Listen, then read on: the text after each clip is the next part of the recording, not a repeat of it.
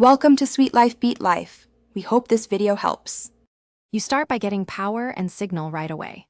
First, plug the display into a stable 110-240V outlet and switch it on. Check the power LED.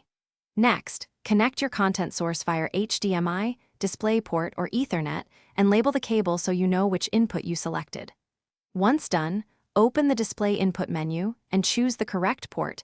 Enable auto input switching if you'll swap sources frequently. Make sure the display's firmware update is current before proceeding. You now tune the display and prepare content so everything looks sharp. First, set the native resolution and aspect ratio to match your source. For most screens, this is 1920x1080 at 16:9. Scaling causes blur.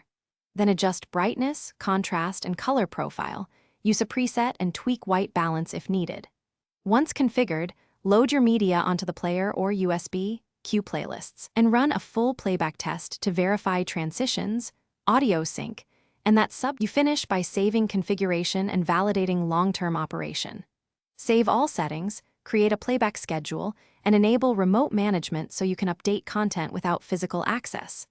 Run a 10 to 15-minute burn-in test to check for overheating, image retention, or audio dropout. Finally, test startup behavior by powering off then on. If the screen remains blank, try the troubleshooting step. Reboot the display and source. Reset HDMI/DP cables and confirm input mapping. This resolves most no-signal issues. Thanks for watching. Consider subscribing if we helped you.